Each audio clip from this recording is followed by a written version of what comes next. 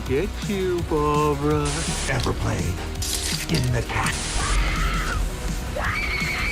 Someone's in the back seat! Tell me where you are, John! Wolfman's got Nards! Hi guys, my name's Barry and welcome back to the channel. We've got another TV spot. We're going to call this TV spot number 2. No doubt we'll get another Super Bowl one when the Super Bowl final comes out. But we do have another TV spot number 2 for Scream 6. And there is, even though it's only 30 seconds long and it is the second TV spot, we do have more footage and more questions to get asked after I saw the TV spot. Some good and interesting finds that I found here, so I'm going to try and break it down for you again. Some of it is similar to the previous TV spot and the trailer, so we're going to skip some of those parts because you don't want to hear that over and over again, but we'll get into the things that are kind of new. This shot here of the gang is quite new, and one thing I do like about this shot is you can see Mindy with her t-shirt on that says strong femme lead, which is female lead. Does that mean that she's going to be the final girl in this film? I know that Sam and or Tara are always touted to be the next Sidney Prescott and to be the next lead in a Scream movie, but maybe that t-shirt's telling us something, that maybe those two aren't going to be the final girl. Maybe Mindy will be the final girl, the female lead. We see the shot of Ghostface again at the window of the door, and we do see him smashing through glass, but the glass that he smashes through isn't the actual window that you see on the door. It must be a window with a curtain on it. You can see a curtain here when you look at this, so he's obviously smashing through one of the windows and not the actual door. Not that that means anything, but he's clearly taunting them because he's at the door at 1 minute and then he's at the window the next minute. We've obviously got the crime scene here. I'm guessing this is maybe the first kill. It looks like it's outside. You see the concrete on the street. This is possibly the first kill with Samara Weaving's character. Now I'm saying Samara Weaving's character, she might not be the first kill, but if she is the first kill, then this is probably her in that body bag, and if it's not her, I'm still guessing it's the first kill in the movie. Now we do get some more broken dialogue from Sam that says he followed us here. The way it's said in the TV spot, it's obviously being cut and spliced together, so it's taken some words out that we are not supposed to hear. That's why it sounds a little bit weird. Who she's telling that to, I don't know. It's most likely the psychiatrist that she's speaking to, or the therapist that she's speaking to. That's what it seems like it was in the previous TV spot and trailer, but again, that remains to be seen. This has to be a scene when Ghostface does enter the house that they're all in. You can see that Mindy is at the bottom of your screen here. Looks like she's maybe trying to help someone that's on the ground, that's maybe stumbled into the room, and Ghostface is coming out looking at her. And when you see Ghostface looking at her, he does that head tilt that Michael Myers does. So I don't know if he's maybe looking at her thinking, I know you from somewhere, or I found you. We've got the gang all here. Now you notice that you've got Jack Champion's character Evan in the background with his hand on the back of his neck.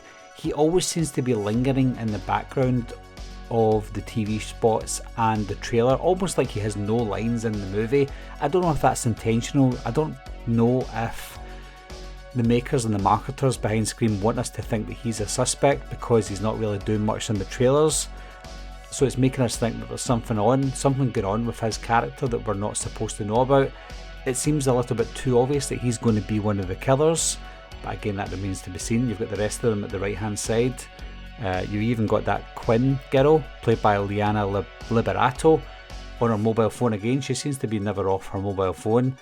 People are wearing different outfits in this scene as well, so I think this is probably one of the earlier scenes in the movie because they all have different clothing on when they're out at the subway and what could be the final scene in the shrine. This is an interesting shot of Sam looking at the projector. She's obviously saw something on that projector screen that she's surprised and shocked about. She's maybe seeing someone on that screen that she didn't know was a killer, or maybe she saw something from her past that she didn't know about. But I think what she's seen on that projector screen is personal to her and Tara. If not Tara, definitely Sam. This scene with Tara screaming and Sam pulling her back, somebody's obviously been either killed here or injured badly and they can't go back for them. So this shows us that there's someone definitely in their friend circle that's going to be dead. We get a little bit more footage of Kirby, something that we don't really see that much, but we've got footage of her anyway, talking to Dermot Mulroney's character, and she's saying this isn't like any other Ghostface. Now how she knows it's not like any other Ghostface is anyone's guess, but I think there's going to be a lot of dialogue between her and Dermot Mulroney's character, maybe putting one of them, or at least both of them, or two of them possibly, or at least one of them in the running for being Ghostface. Now I'm not saying that Kirby is going to be Ghostface, but I think they might make us think that there's something going on with Kirby's character. We'll finally get more footage of Samara Weaving's character in the alleyway where I think she's probably going to die. Now you can see the concrete that she's standing on looks like the concrete that we saw at the start with the body bag, with the forensics crew and the police officers. So I personally think that she's still going to be the first one to die. It looks like it's too obvious that it's going to be her, so I could be wrong. She maybe isn't going to be the first person to die, but my money still is on her. And somebody shouts, it sounds like Sam shouting behind you. Now that same dialogue was used in the previous TV spot when Sam says behind you, and then it's a clerk that turns around and sees Ghostface. So I don't know what scene that truly is used in, but obviously it's a bit of trickery with the audio. So Sam does say, or she does scream behind you. Who she's saying that to, I don't know. It could be Samara Weaving's character, it could be the clerk, it could be someone else. But you can see Samara Weaving, she does get obviously a fright and she turns round and somebody's there. It might be Ghostface, she might be the first kill, or it could just be a friend and she's not the first kill. I did mention from the previous TV spot that I think Annika's going to die on this ladder because of what we saw in the TV spot, and I think seeing Mindy's face here looking across at Ghostface kind of cements that she's looking at him thinking, you've just killed my best friend, or you've killed my girlfriend. Or it could be a case of, we finally beat you, we managed to get Annika across. So it's not concrete, but I still think that she's looking across to Ghostface and thinking, you've just killed my girlfriend. I think Ghostface and or the Ghostfaces in the film are going to take quite a beating, because they already got a beating from Chad in the first TV spot, and it looks like they're getting a nice big wallop off of Sam in this scene here. So whoever the Ghostface is in here is probably going to have a black eye. And if you look at the bottom left of this scene when Sam is hitting Ghostface, you can see Mindy at the bottom left here. So this is obviously the scene where Ghostface is coming out of the room and we saw Mindy looking up at him, so maybe Sam's come out of nowhere to save Mindy. Here's another interesting shot. You can see what looks to be a Ghostface mask below Tara. So Tara's obviously the one that's falling here. It looks like there's a Ghostface mask below her, but I don't know if that's a Ghostface that's looking up at her, because I did mention in the trailer that I broke down that she was holding a mask in her hand. So it looks to me like she's dropped the mask and it's landed on the floor at the bottom of her. So I think that's just a mask lying there. But if you look at the hand on Sam and the sleeve there, it's black and white.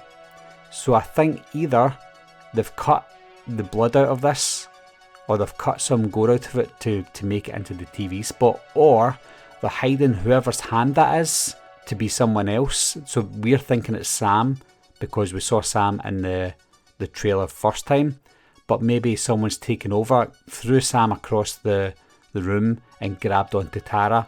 But there's just something about that arm that looks a little black and white and edited to me, especially the thumb of what's supposed to be Sam. And here we've got the classic knife wipe of the blood in this scene. I don't know if this is a promotional shot or maybe the first part of the movie. You can see the 7-Eleven is behind them, so it's obviously a scene from when Sam and Tara jump into the store. But as he's wiping his blade, you can see that there's police lights going on there, so I think he's just done his killing and the police are on their way and he's going to make a quick escape. But this is maybe after or before the scene that Sam and Tara jump into the shop. The guy behind Gail, I'm assuming that's her boyfriend, and I'm thinking it's the character Brooks. He obviously gets the phone call in the house and it's Ghostface, and Ghostface wanted to speak to Gale, so he says to Gale, it's for you, and obviously we know what happens after that from the previous trailer. So that's it guys, a bit more information there, a bit more that they're feeding us drip by drip. I mean, I'm hoping that some of the spoilers that we see here, I'm hoping aren't spoilers when the movie comes out. I'm hoping that they're misdirecting us in some of these scenes, because some of them look like obvious spoilers, things that you wouldn't expect marketers to put into movies, never mind screen movie trailers, but they've done it, so they want us to see these scenes. Why, I don't know, but time will tell. But if there's anything else that I've missed out guys, leave your comments down below. Anything that I've included, let me know your thoughts down below as well, and we can discuss it. And as always, thanks a lot for watching, thanks for subscribing, and I'll see you soon. Bye bye.